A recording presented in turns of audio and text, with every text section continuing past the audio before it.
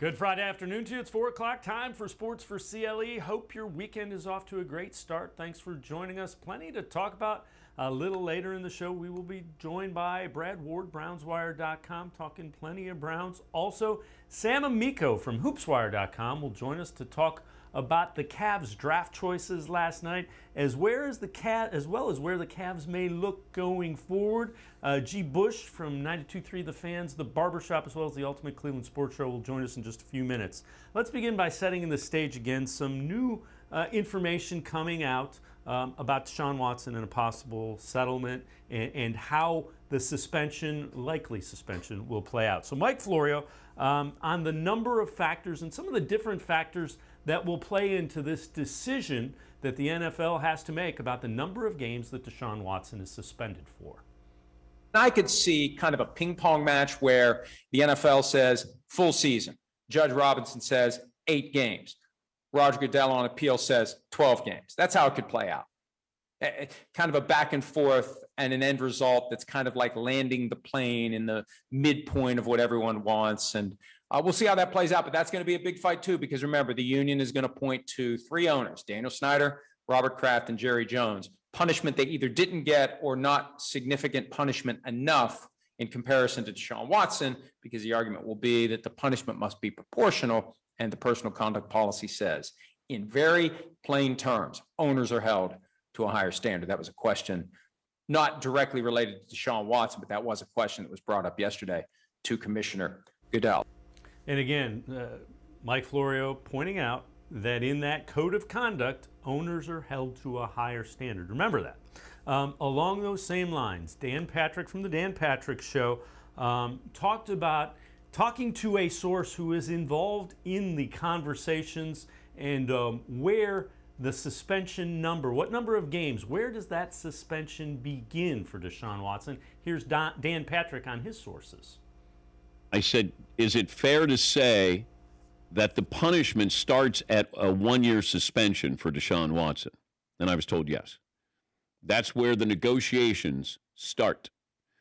Now, it could be more and it could be less, but they're also saying, this is a new process, that the commissioner doesn't hear this. He hears the appeal.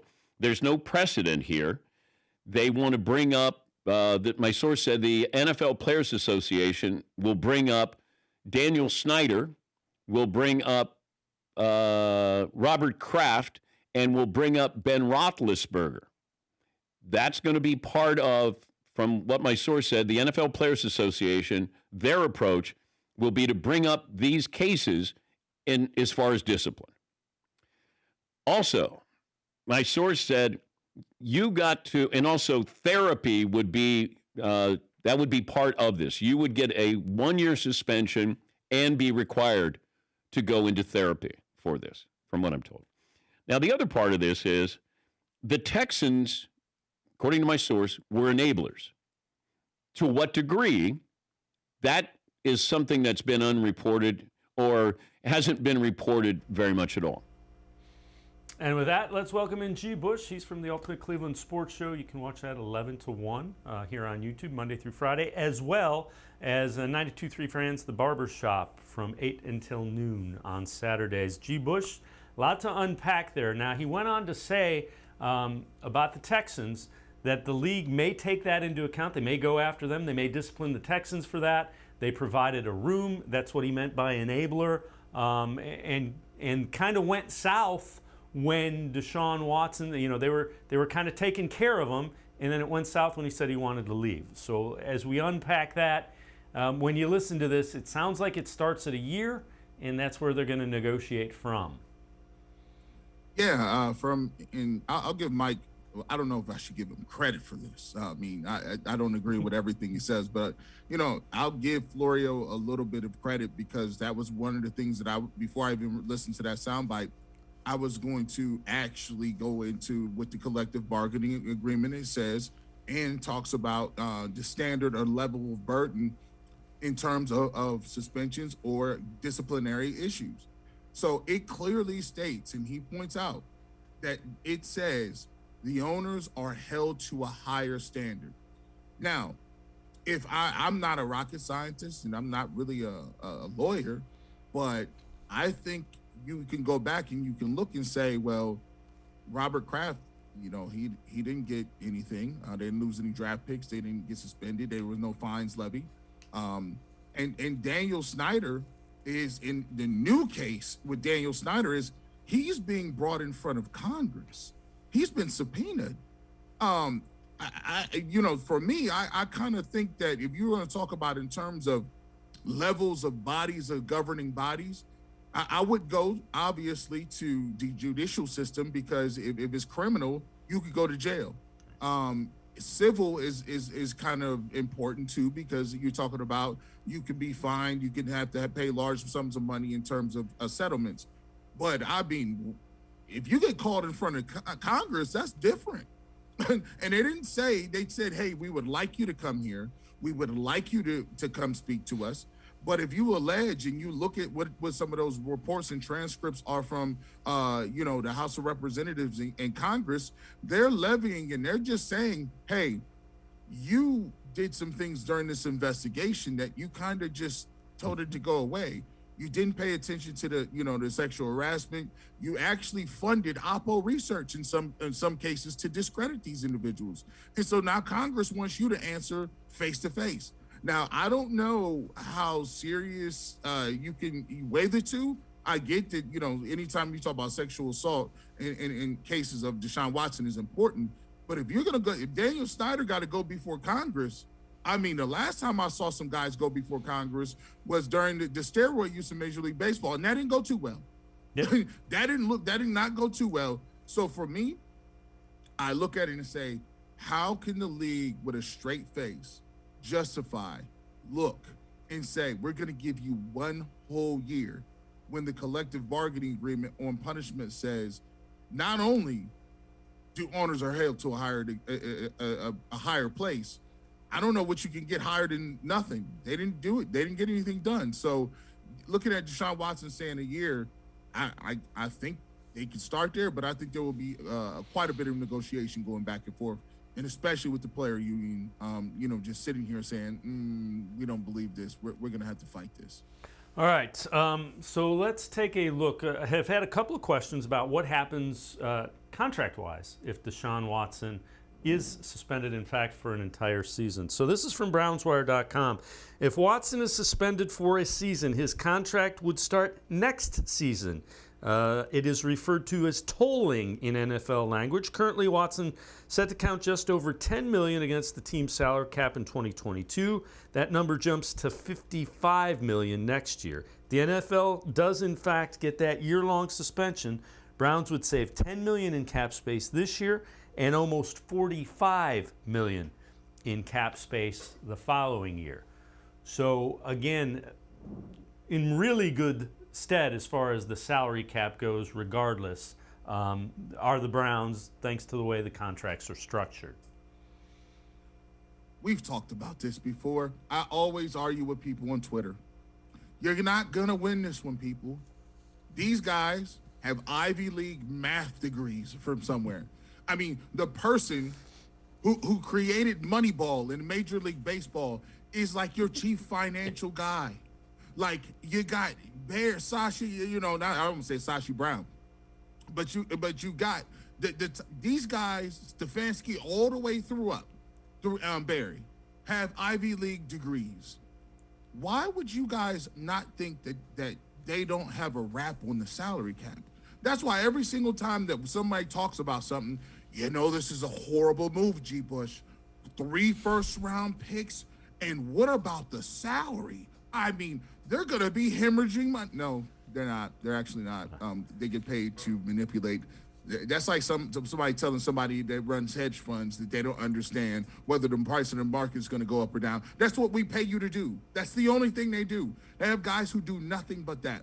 So I'm not surprised the Browns were smart enough to hedge their bet that any suspension would not cost them significant cap space. It would not hinder them in the ability to go after other different people. And if he is suspended for a year, this is what we call a tease in the industry. They might need to look in a few other places if it is a year-long suspension. We'll set that up for you guys later on. Yeah, I agree with you. All right. The other thing is, keep in mind, these guys that are running the Browns, if they were not in NFL football, they'd be CEOs, CFOs of businesses. So Yeah. Browns they're in pretty good hands as far as the salary cap goes. All right, G. Bush and I are going to step aside, take a quick time out. We'll continue talking Browns when we return. Sports for CLE will be right back. Stay with us. Come back to go forward. Back to learning new things. Back to pursuing your dreams. Tri-C has flexible learning options to fit your life. And every year, more than 1,000 local companies provide Tri-C students with real-world learning. The right education can boost your lifetime earning power by hundreds of thousands of dollars. Start now with a college education you can afford. Tri-C, where futures begin. When it comes to selling you a mattress, most retailers are handing you a long line of extra steps that drive up costs and create confusion. At the Original Mattress Factory, we simplify the mattress shopping experience by building mattresses and box springs in our own local factories and selling them direct to you. It's short, sweet, and simply makes sense. So experience more than just the mattress store. Experience an original, the Original Mattress Factory.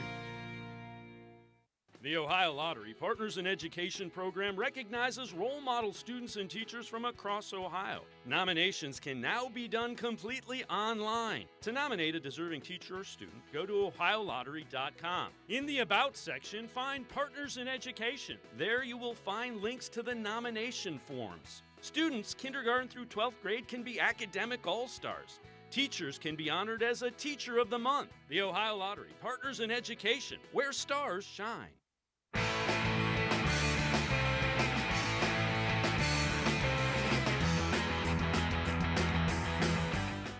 We continue talking Browns with G. Bush, host of the Barbershop, 92.3 The Fan, Saturdays from 8 until noon, as well as the Ultimate Cleveland Sports Show, 11 to 1, Monday through Fridays. Let's head to the voicemail of Truth and Reason. This one from Ron Byer, a frequent voicemailer.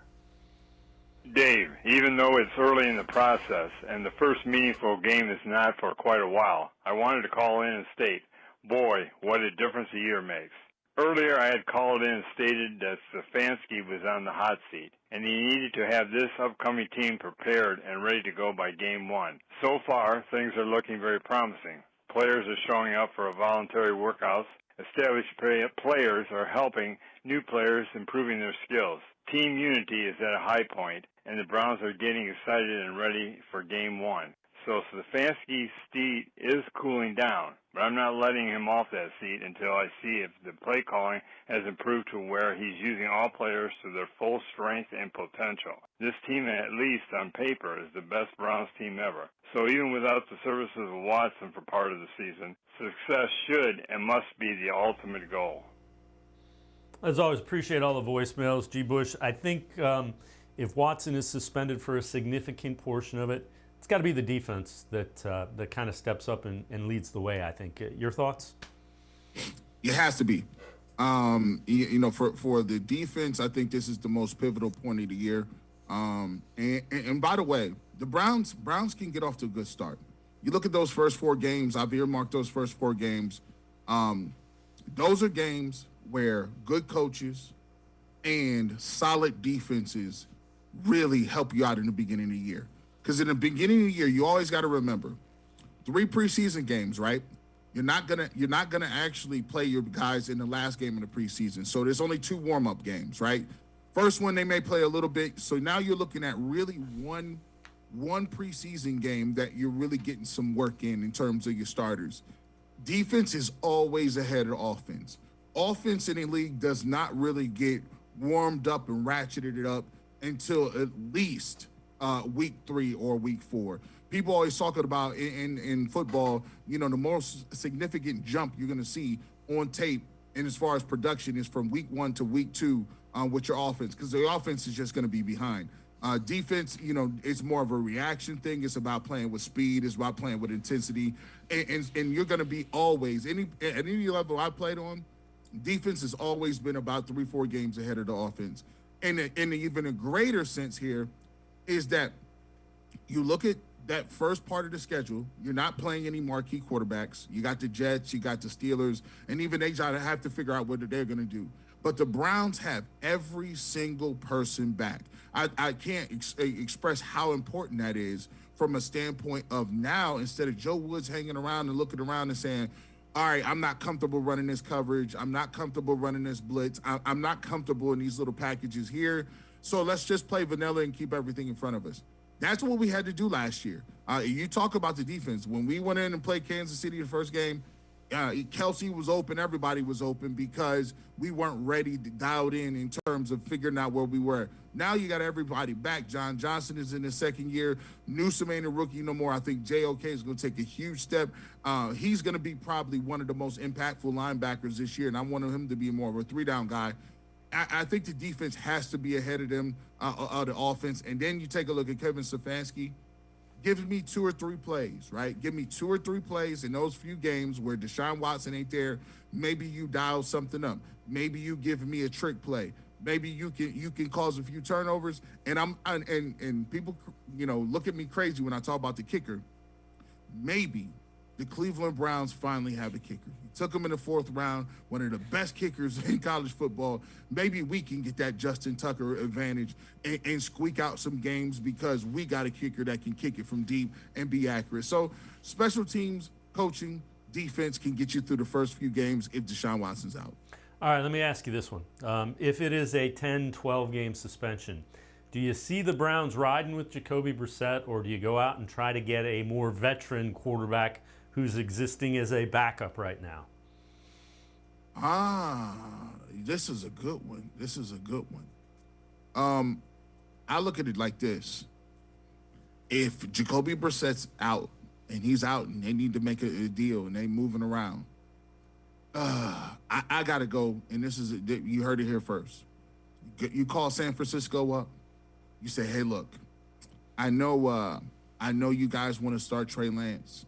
Let me do some due diligence on Jimmy Garoppolo. And let me be clear. I have faith in Jacoby Brissett up to a certain amount of time. Jacoby Brissett and any backup quarterback can give you 8 games and play above their initial skill set, right? You can scheme some stuff. You can do some stuff. You can run the ball. You play good defense. But they're backups for a reason. And that's because over a larger amount of sample size, when you start getting 12 games, now the tape is glaring. Now the tape, they understand what you can do and what you can't do. They understand what your limitations are physically in terms of where can he get the ball? Can we pressure him? Is he mobile? Where does he not like to go? Can he diagnose defenses? When you get up to 12 games, they got the book on you. So if I can go out and get Jimmy Garoppolo and a guy that and you say what you want. I just saw him go out and beat Aaron Rodgers in Lambeau Field. I've seen him be a couple of plays away from being Patrick Mahomes in San Francisco against the Chiefs a couple years ago. He was just a few seconds away from doing that. He's accomplished, has been played in the Super Bowl. He's a guy that has played with Bill Belichick. He's played with not Tom Brady, but he's backed up Tom Brady. And so he has the initial tools, enough of the tool sets physically, the cognitive ability mentally, and the pedigree that he can still take this roster. And a healthy Jimmy Garoppolo can take this roster, and I think they can still compete for the playoffs if you're talking about a year suspension or somewhere in 12, 13 games. I think you make the move and you continue to work with it, because then if he goes down, he does have some injury history, and a lot of it is the reason why he ain't in San Francisco. But then I feel better with Jacoby Brissett behind Jimmy Garoppolo, because now you can see the Browns going out there winning some games. Yeah, I'm with you. The name I threw out was Teddy Bridgewater. He's backing up Tua for the Dolphins, a lower price tag, a little bit of familiarity with Kevin Stefanski. So I like him too. I'm with you though. All right, G. Bush and I are going to step aside, take a quick time out. Other side of the break, we'll look at the NFL's top 10 cornerbacks and where Denzel Ward ranks in this rankings. I think he's a little low. That's straight ahead on Sports4CLE. We'll be right back.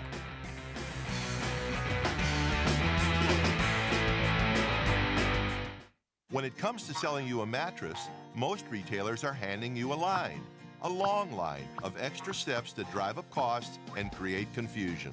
At the Original Mattress Factory, we simplify the mattress shopping experience by building mattresses and box springs in our own local factories and selling them direct to you. It's short, sweet, and simply makes sense. So experience more than just a mattress store. Experience an original, the Original Mattress Factory. The Ohio Lottery Partners in Education program recognizes role model students and teachers from across Ohio. Nominations can now be done completely online. To nominate a deserving teacher or student, go to OhioLottery.com. In the About section, find Partners in Education. There you will find links to the nomination forms. Students, kindergarten through 12th grade, can be academic all-stars. Teachers can be honored as a Teacher of the Month. The Ohio Lottery Partners in Education, where stars shine. The Greater Cleveland Sports Hall of Fame celebrates the star athletes and notable sports figures who were born or have made their home in Greater Cleveland. It tells the story of discipline, commitment, perseverance, sportsmanship, and excellence in achievement. It encourages and inspires those who believe in sport and its direct impact on the well-being of our community. Go to clevelandsportshall.com or follow us on Twitter at GCLE Sports HOF for more details.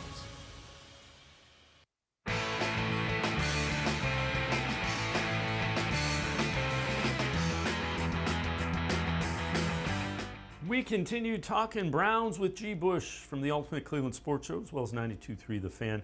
This is from CBSSports.com. Let's take a look at the top 10 rankings for cornerbacks for the 2022 season. Number one cornerback, they say, is Jalen Ramsey. They have Xavier Howard 2, J.C. Jackson 3, Marshawn Lattimore 4, and Trayvon Diggs 5. Then they have Denzel Ward of the Browns 6.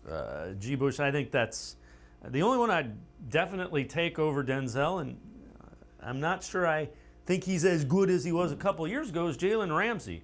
I think Ward's really low in that rankings. Just your thoughts on it? I just get the notion that, like, and this is a thing that it's human nature. Like, when you start to hear so many bad things, like, dealing with the quarterback situation, right? We had Baker Mayfield, and we argued for years about how good or how bad Baker was, right? Then you got Deshaun Watson, and there's no question about his skill set, but then it's like you're arguing back and forth about how many games he's going to get suspended and, these allegations. So what happens is when you spend so much time, either deflecting or prognosticating on all of these different, quarterback issues, people forget how good, just how talented the other positions are.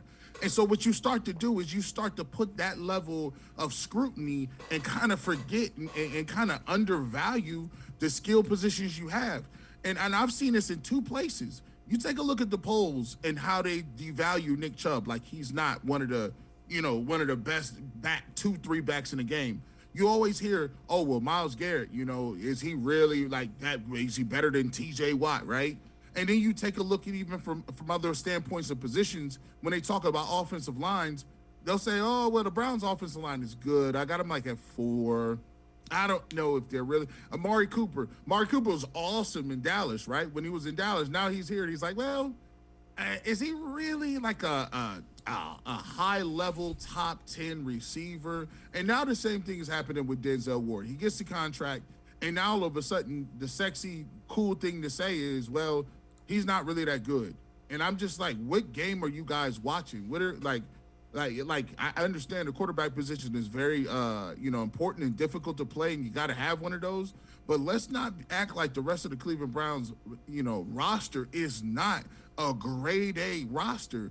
I mean, they got top 5 guys at a lot of these different positions, and their defense is great. 2 really great pass rushers, 2 awesome guards, a tight end that can get vertical, the best backfield, in my opinion, one of the deepest backfields. And sometimes it just seems like, the negativity kind of like it fogs your judgment when you kind of evaluating other players, because Denzel Ward, when healthy, is probably one of the 1, 2, 3 corners in the game. Yeah, I'm with you. I agree with you. And he stayed healthy for the most part last year. That could have been a knock on him. I don't think that's a legitimate knock after last year either. This one's interesting. NFL Rumors tweets out that Joe Haden and the Browns have a mutual interest in a reunion, according to NBC Sports. What do you think of that? Would you bring Joe Haden back at the right price? They got a lot of young guys. They're pretty deep there. What do you think about Joe Haden coming back? Well, it all depends on, what role, what amount of money, and, what is the thought process in terms of what positions they value on the team. I know for a fact they love defensive backs. I know for a fact that you can't have enough defensive backs. I mean, I remember a couple years ago where we had Denzel Ward out pretty much the whole year. Greedy Williams was pretty much out, in and out of the lineup the whole entire year. And we got down to games where we were trying to, clinch playoff berths, and we got, the younger guys that guys off the street, basically, like, Anderson Sendejo was a guy in the secondary making plays for the Brownies. And when that happening, you're not going to win no games. So for me, you can never have enough corners. If they bring him in at the right price, put him in the slot, do I think he can cover somebody in the slot for a couple plays and make a couple tip passes and maybe, cause the quarterback to hold the ball a little longer? I think Joe Haden can do that. He played in Pittsburgh, played really well in Pittsburgh. I thought he made a couple plays against the Browns a few times where I'm like, man, it's doggone Joe Haden, making these get on my nerves. But I think he may have a little something left in the tank. I wouldn't. Hey, listen, if the Browns feel like he can add something to the playbook, add something to the room, I'm all for it. I think I think that when you get to the nitty gritty and your choices bring in, I don't know, AJ Green off the bench or Joe Haden, hey, I might like Joe Haden in the slot on certain matchups. So I wouldn't be opposed to it. All right, let's take a look at this. Top free agents still in the market, under 30. We're going to take a look at a couple of positions where the Browns are a little light. So Eddie Goldman, defensive tackle. Will Fuller is a wide receiver, both listed as potential fits for the Browns. I think we've talked about this. G. Bush, I don't see them doing anything. And now, granted, wide receiver, defensive tackle, they're expecting their young guys to step up. I think they're going to give them every opportunity to earn those spots and significant playing time. Your thoughts? Yeah, I think one of the guys we talk about is David Bell. He's been a dude who, he's a younger guy, and they like to do this. Younger guys are more inexpensive. The younger guys are hungry. The younger guys, they're going to give them an opportunity to get those reps, and that's the thing that we want with the Cleveland Browns. One of the things, and it's a huge knock on the organization, I can't think of one receiver that the Cleveland Browns have drafted and developed, and he's become a bona fide top-tier number one receiver. Obviously, Josh Gordon is always the outlier, but it was 1 year. Did they really develop him? No. It was kind of like, he had issues, never really got back on the field. But when I'm looking across the table, they have not developed that top flight receiver. They got a couple guys that they like, Anthony Schwartz, David Bell. They got some guys that they think can move and do something. Donovan Peoples-Jones, they drafted some kids this year. And I think they're going to give them every opportunity to make the team. Now, if somebody gets hurt, or, if they just look like, you go into the first or second preseason game and guys are getting locked up, can't get open, then you really you get Will Fuller on speed dial. As we're talking about this, I think part of the problem with developing those young wide receivers, the quarterback play has been so all over the place. Those things are married. That's why, if they get Deshaun Watson, then it's a fair judgment. Can we develop a wide receiver with some elite quarterback play?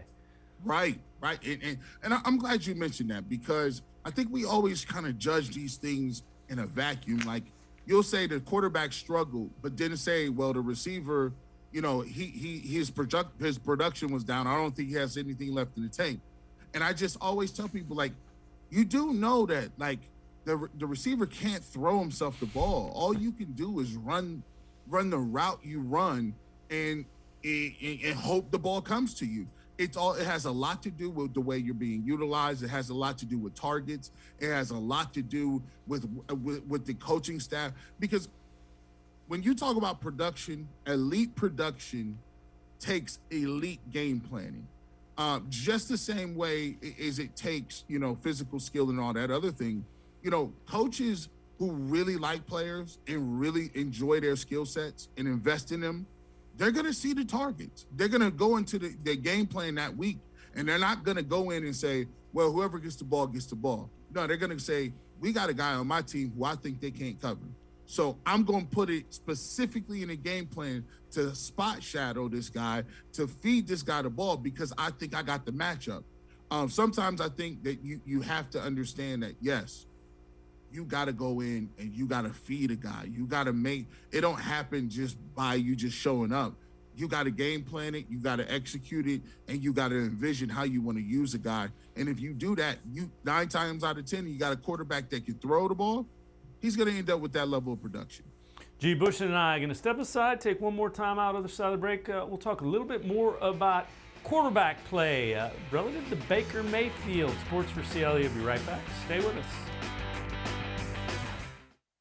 Come back to go forward. Back to learning new things. Back to pursuing your dreams.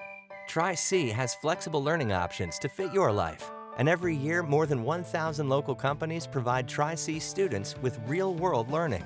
The right education can boost your lifetime earning power by hundreds of thousands of dollars. Start now with a college education you can afford. Tri-C, where futures begin. When it comes to selling you a mattress, most retailers are handing you a long line of extra steps that drive up costs and create confusion. At the Original Mattress Factory, we simplify the mattress shopping experience by building mattresses and box springs in our own local factories and selling them direct to you. It's short, sweet, and simply makes sense. So experience more than just a mattress store. Experience an original, the Original Mattress Factory. The Ohio Lottery Partners in Education program recognizes role model students and teachers from across Ohio. Nominations can now be done completely online. To nominate a deserving teacher or student, go to OhioLottery.com. In the About section, find Partners in Education. There you will find links to the nomination forms. Students kindergarten through 12th grade can be academic all-stars. Teachers can be honored as a Teacher of the Month. The Ohio Lottery Partners in Education, where stars shine.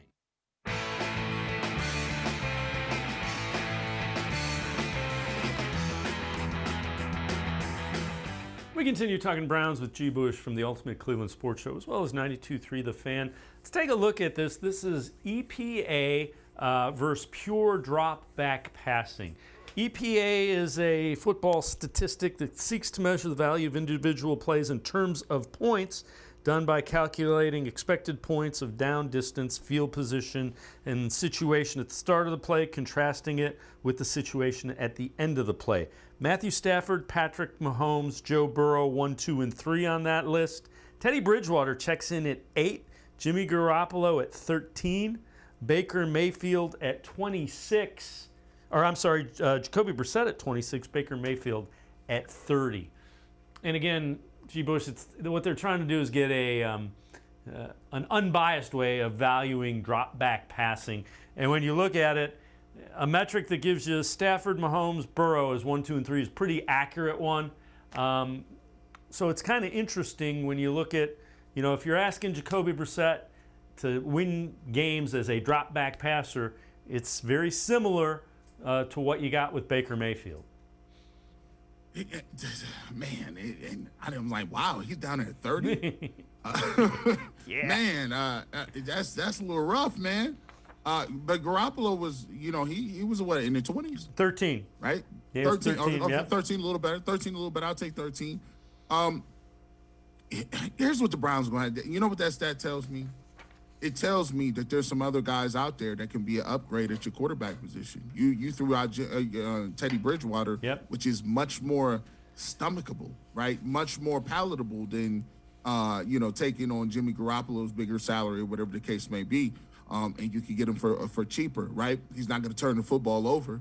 You know that about him. That's not what he's going to do. He's going to protect the football. If Deshaun Watson is out for a season, I think the Browns need to. because I don't think that they expect him to be out a year. I don't think they do. I think they're thinking more like 8, 10, 12. Worst case scenario, 8, 10, 12. Yep. And that 12 to them is like, oh, dang, that's a lot of games. And even with 12, that leaves them how many games they're playing left? What, 6 games? Yeah, 5. 5 games? 5 games, yeah. So that'd be worst case scenario for them. I'm thinking they hoping for this, somewhere in the 8 to 10 realm or whatever the case may be. But if it's over 12 or 12 or above, if you want to be successful and you don't want to waste people's primes like Myles Garrett and the rest of these guys and your offensive lineman, but Tonio's getting a little longer than 2. I think you have to really consider bringing in a quarterback that can give you a little more upside, especially when you're playing against teams like the Bills and the Chargers and the Broncos with all those quarterbacks. I think it's a bit much to ask Nick Chubb and Kareem Hunt and offensive line to just move mountains and, both of them get 1,000 yards and 10, 12 touchdowns apiece. That's not going to work. You still need somebody back there that can drop back, make some reads, and make some timely throws. And even given the fact that we're dealing with receivers that, besides Amari Cooper, are an unproven commodity, I think it also would, lend itself to saying, hey, well, we might want to get a guy in here that can do that. Hopefully it doesn't come to that, but, I think they have to prepare for all contingencies. And this one's interesting. So let's listen to O.J. Simpson talking about what he would do if he's Baker Mayfield. What I'm thinking about now is really Baker Mayfield. People say, what is Baker going to do or what are they going to do with Baker? Well, if I'm Baker, I'm going in there and I'm going to play the best football of my life. Do what he's always done. Give great effort. Because actually it's kind of, he's kind of doing a dress rehearsal. He's trying to show the other teams what he's capable of doing. There's no doubt he will not be a Brown next year. Because next year is when actually Watson's contract kicked in and it's all guaranteed. So he'll be gone next year. But this year, it's time for him to show other teams in the league what he's capable of doing. And if he wants to make as much or more than the $19.5 million that he's guaranteed right now, the only way he can do that is to play this year and show these other teams the quarterback that he's capable of being, and I'm cheering for him. And G. Bush, I never thought I'd say that's great advice from O.J. Simpson, but I don't think Baker Mayfield is wired that way. Where do you think Baker Mayfield ends up? O.J. Simpson is saying you're not going to get a better situation than the Browns, and he's probably right. Where do you think Baker Mayfield ends up? I'm going to tell you what, man. I commend y'all. Because here's the thing. I'm going to commend you for doing this, man. I heard O.J. Simpson, first of all, about O.J. I heard O.J. Simpson on probably maybe about 4 or 5 months ago, right? And he I forget what his take was on what NFL story or whatever. But I just really came away from it being like, damn, that was good. That was all right, OJ. Yeah. When I watched that, I'm like, he's really charismatic. I forgot it was OJ saying that. I was like, yeah, but who's this new guy? Oh, that's OJ. But listen, I commend you because I thought about it. I was talking about the Ultimate Cleveland Sports Show. I'm like, we got all kind of people. I said, you think we get OJ on?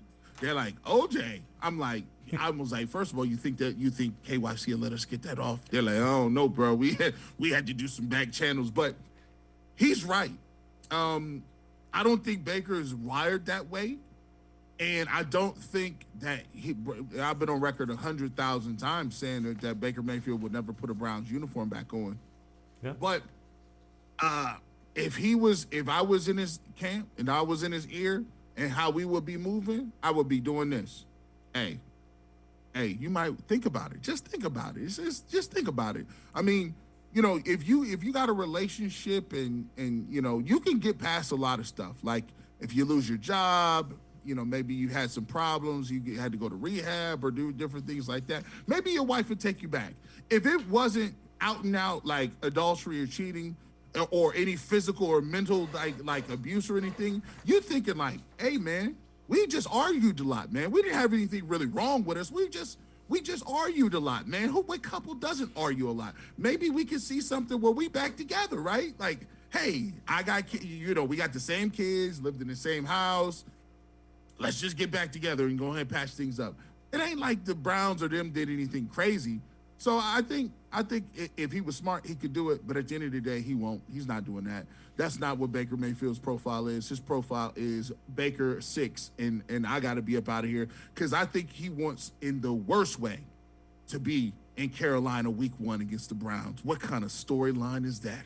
Baker comes riding in Carolina game 1 against Stefanski. No Deshaun Watson. Who don't think Baker would throw for 350 and 7 touchdowns and have the city on fire? We'd have to shut it down for a whole nother week. G. Bush, as always, man, thanks so much for the time and the insight. Appreciate it very much. Appreciate you, man. All right, G. Bush, make sure you listen to him, 92.3 The Fan, 8 until noon on Saturdays, The Barbershop. You can also see him, Ultimate Cleveland Sports Show, 11 until 1, Monday through Friday on YouTube.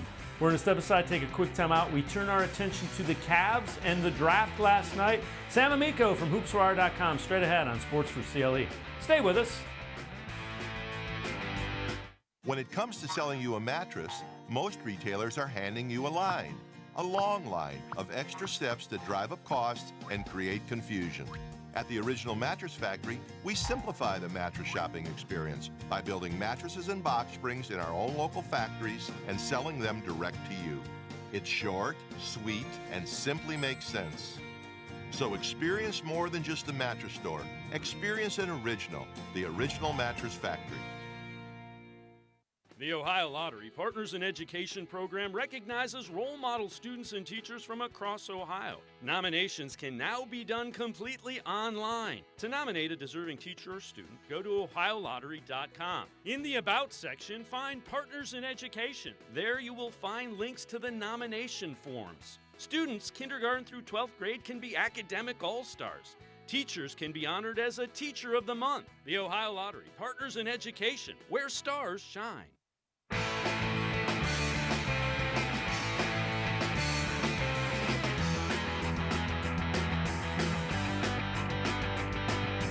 Sports4CLE continues. We turn our attention now to the Cavaliers.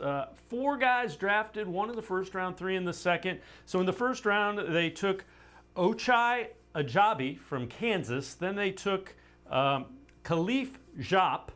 They also selected Evan Mobley's older brother Isaiah in the second round, and then finished it up with Luke Travers. With that, let's welcome in Sam Amico from hoopswire.com.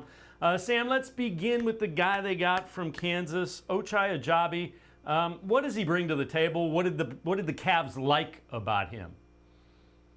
I think they like the fact that he's, for this draft or any draft anymore these days, he's an experienced player. He's an older guy in terms of guys entering the draft. So I think they like that about him, and the fact that he's a knockdown shooter. And he's got good athleticism, can handle the ball a little bit. He has a lot of, checks a lot of boxes for them, particularly the things they were looking for, a more experienced college player, as well as a guy who can hit perimeter shots. And they really need somebody to open things up for them from the perimeter. And theoretically, he's a guy who could do that.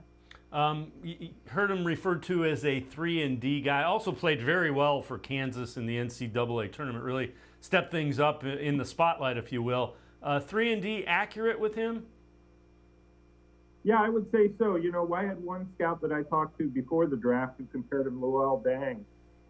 If you remember, played for the Cavs a little bit. Probably his best years were with the Bulls as kind of that 3-and-D type of small forward type player. Ajabi's more of a shooting guard, but really one of those guys who, in a positionless NBA, you would presume could come in and fill a shooting guard or small forward if he goes small. So he's got a lot of those type of tools that again, when it comes to rookies, you just want him to get some experience and see what he can do in summer league and in training camp. And then hopefully he develops along with the rest of the guys. He'll be coming to training camp older than some of their pros, guys who have been in camp a little bit, obviously older than Evan Mobley and, for right around the age of Darius Garland and Colin Sexton. So that's the nice thing about him is that, he's not going to be real intimidated as an older rookie. When you look at it, do you think he finds a way into the rotation pretty early, possibly even into the starting lineup as a shooting guard or small forward, whatever they determine his best position to be? Well, there's going to be some interesting training camp battles, I'll say that. I think that you have to go through a few spots to get there. Obviously, with if you re-sign Colin Sexton, you have Colin Sexton, Karis LeVert, you have Isaac Okoro. All three of those guys play that same 2-3 position, as well as let's not forget Jetty is there too. So he'd have his work cut out for him. Hopefully he's good enough that he earns minutes right away. I don't think he'd be earning starting minutes unless something goes awry. But look, if you can knock down shots and you can do it consistently at the NBA level, you're going to get minutes and you're going to get playing time and plenty of opportunity. So there is that. And I think the Cavs drafted him with the idea is that he's going to come in and play. Who knows how much? It's going to be up to him, but how he performs. But the idea is, we got a guy who we think can come in and help us right away. They also drafted Isaiah Mobley, Evan Mobley's older brother, a guy that brings defense. Is that kind of the way they're looking at Isaiah Mobley? Might be a depth piece that can bring some defense to the table? He's probably more a G League guy, could bring some defense for sure, kind of a stretch four, can hit perimeter shots. Really had a better year this year, a pretty good year this season at USC. There have been concerns about his conditioning a little bit, but a guy who can shoot the basketball, is pretty smooth like his brother, not as athletically gifted as Evan, but pretty smooth, plays that same style, and is really fundamentally sound guy. So I think that there could be a spot for him at some point, and if not, probably coming up through the G League and maybe on a two-way contract or something. The Cavs are really short, to be honest, Dave, on roster spots when you're talking about, your top 15 guys. They've pretty much got that filled for the time being now. Granted, things can change in free agency and throughout the course of the season. But I would say, of the 3 second-round picks, he's got the only one that's going to have a shot to play this season for the Cavs. All right, you mentioned the roster. When you look at it, what areas are lacking? In other words, what is a need that the Cavs have to go out and fill if they want to kind of ascend into that legitimate contender status? Well, experience is going to be a big thing, and that's something that they are going to be looking for, whether it's, clearly, Dave, they're going to need a backup point guard, and the Cavaliers would like to get a veteran, whether it's Ricky Rubio, if it is Ricky Rubio, he's not going to be ready to play until about January, maybe late January. So, you want to fill that role as they did with Rondo last year. He's probably not going to be back, so you want to find another veteran to back up Darius Garland and Colin Sexton if Colin Sexton's back, and Karis LeVert, somebody who can facilitate the offense, who has experience doing that in a winning situation. And those point guards are out there. There are a lot of veteran free agents that they could just easily sign. They're also going to need a backup center, right? I mean, we don't know the status of Moses Brown. I don't think he'll be back. I don't suspect he will. And Ed Davis, I can almost guarantee, won't be back. So they want another veteran center to back up Jared Allen and somebody who can play in the event that, injuries happen or time off happens. They want to fill those positions with experienced players. So those are the things that, not only I think they need, but I think the Cavaliers know they need, and those are the things they'll be targeting this year. And they may still go out and get another veteran at a wing position. Even though they drafted Ojabi, they could end up getting another guy like a Terrence Ross from the Magic who's available and for cheap, or a guy like maybe even TJ Warren from the Pacers who's been hurt, but could also be had, I hear, for pretty cheap. All right, for all you conspiracy theorists, Brian Windhorst, ESPN on Get Up, says, listen to the Cavs offseason moves to see if this happens. I will just point out, if you want to have a conspiracy theory, watch the Cavs moves over the next couple of weeks. They are going to extend Darius Garland, their all-star point guard. That is going to happen. But they have a couple of other moves that they can do that would potentially eat away their cap space for next year, which is what I would think that they would do as a young team. They should never be a free agent player. But if the Cavs do not retain Colin Sexton and they do not extend Karis LeVert, which is two things on their menu of options, and they leave open their cap space in 2024 or 2023, it's interesting food for thought. Just keep an eye on that. And the thought being that if LeBron James does not pick up his option, that would be the reason that they're doing that. I would be surprised. Your thoughts on that, Sam? I'd be surprised too, but it's hard to tell. Things are not going well or did not go well this last season with the Lakers for LeBron. And actually they went well for him. They didn't go well for the team. And, you can never, LeBron's from Akron, Brian Windhorst from Akron. Brian knows what he's talking about. So if he says to watch out for that, then there's probably something to keep an eye on. It would be really interesting, though. I don't know that the Cavs would want to go that route with this team. When LeBron's 39 years old or going to be turning 39, I think there would be some hesitancy on the Cavs' part as far as LeBron coming back. But all Brian said was to keep an eye on it, so that's what we'll do. Sam Amico from hoopswire.com. As always, Sam, appreciate the time and the insight. Thanks very much.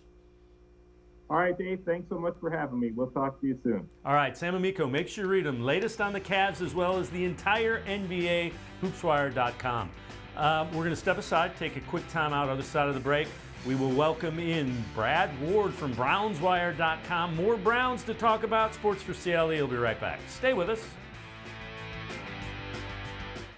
The Ohio Lottery Partners in Education program recognizes role model students and teachers from across Ohio. Nominations can now be done completely online. To nominate a deserving teacher or student, go to ohiolottery.com. In the About section, find Partners in Education. There you will find links to the nomination forms. Students kindergarten through 12th grade can be academic all-stars. Teachers can be honored as a Teacher of the Month. The Ohio Lottery Partners in Education, where stars shine. The Greater Cleveland Sports Hall of Fame celebrates the star athletes and notable sports figures who were born or have made their home in Greater Cleveland. It tells the story of discipline, commitment, perseverance, sportsmanship, and excellence in achievement. It encourages and inspires those who believe in sport and its direct impact on the well-being of our community. Go to clevelandsportshall.com or follow us on Twitter at GCLE Sports HOF for more details.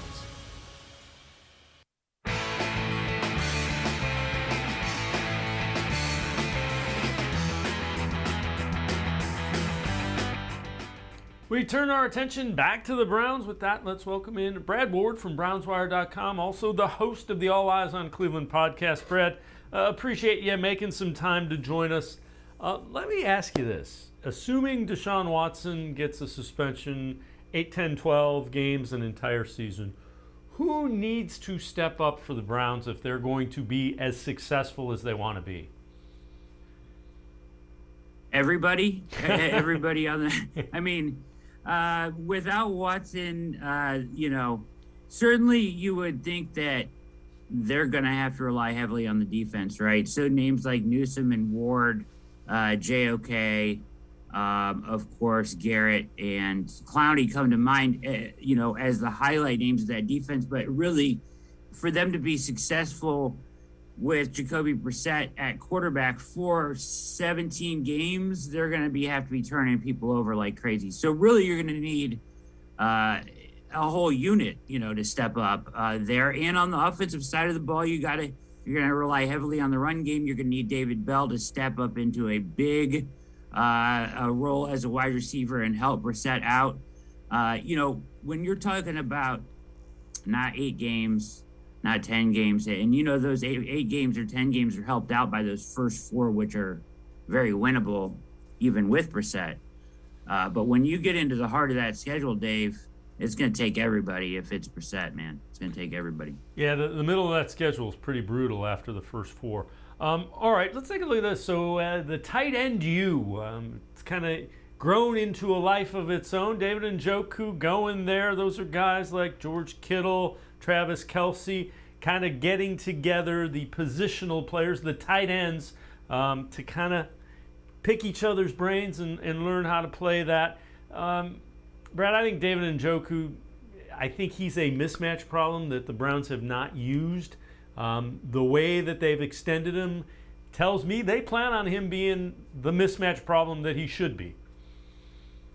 Yeah, certainly he should be a big part of their plans. And the thing that I would tell him, or if anybody got in his ear before he went there, it's like the thing that I find in common with the great tight ends in the league and the guys that he's going to be around, like Kittle and Kelce. Notice how close they are with their quarterbacks, right?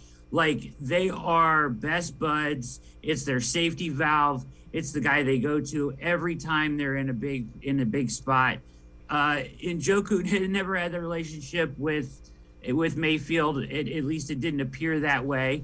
I would say that is something that he can learn, pick up some tricks, spend time around these guys that know how to do it at the highest level. But, I mean, that would be something that you would want to pick those guys' brains about, right? I mean, I feel like your tight end 1 should be best buds, best friends with your quarterback, right? There should be an instant connection there. So yeah, and when I said it last year all the time, they got to find a way to maximize his talent. He's got a lot of things that he does well, and I know he needs to put them together.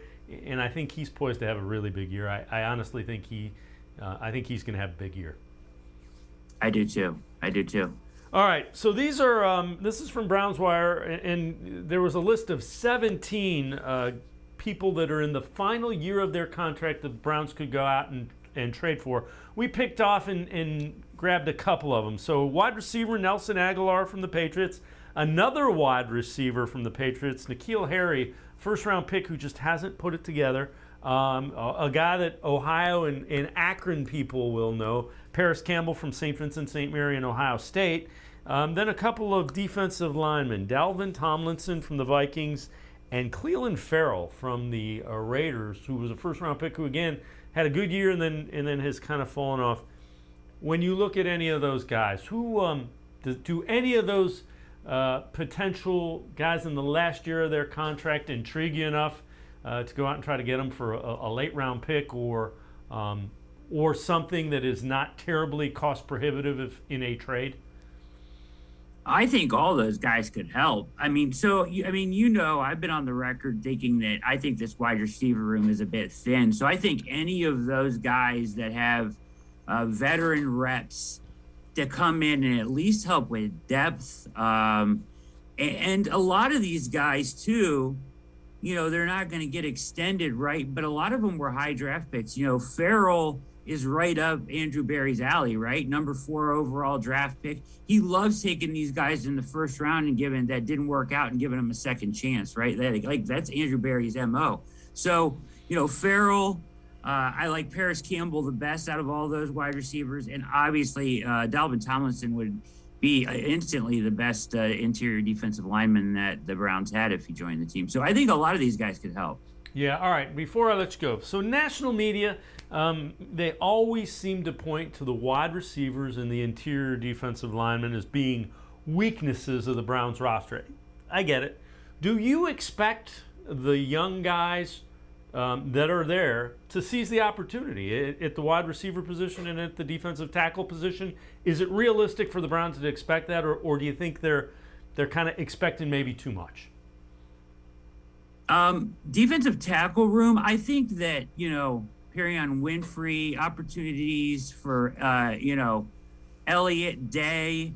I think those guys will do all right in there because you're not asking so much of them because the guys that are on the outside, right? Like, it's about getting to the quarterback for them. You're going to have JOK behind them. It's more of a unit, right? So I don't think you're asking so much of a not very good interior defensive line room. The concern for me, once again, is at wide receiver. I think if David Bell can step up and play a role where he is that slot receiver, they go to him every time they're in 11 personnel, he's on the field, he gets, a good share. You want him to fill almost Jarvis Landry's role, right? Like you want him to kind of get there. We talked about this even on my show last night, like what would be a great season for David Bell, right? Like, 700 yards, 6-7 touchdowns, I think would be a huge step, right? Like for a rookie. And the thing that they liked about David Bell when they drafted him is that he's like signing a free agent, right? Like he doesn't have the huge upside that you have to wait for. He comes in with all the nuance, all the rhythmic, route running, all the fundamental stuff that'll make him able to step in and play right away. So that's what I think. I think David Bell can step up. I just worry about after that, right? Like after those first three guys, Peoples-Jones, I think will step up. Bell step up. Certainly Cooper is very good. But after that, I worry about Schwartz. I worry about the depth there and what injuries would do to that room. So the guys that get the opportunity in the first three, I think they will all step up. I'm concerned about Schwartz a little bit, to be honest. Fair enough. And again, if something happens, that's something you address in training camp. If it doesn't look like he's getting it or he's injured, you go out and you start looking at some veterans that might be available. Brad Ward, as always, man, thanks so much for the time and the insight. Appreciate it very much, Brad. You're the best, Dave. Thank you, man. All right, Brad Ward, make sure you read him, pages of brownswire.com. Also, check him out, the All Eyes on Cleveland podcast that he hosts. That'll do it for us on this edition of Sports for CLE. We'll see you back here Monday at 4. Have a great day, a great weekend. We will see you Monday at 4 on Sports for CLE.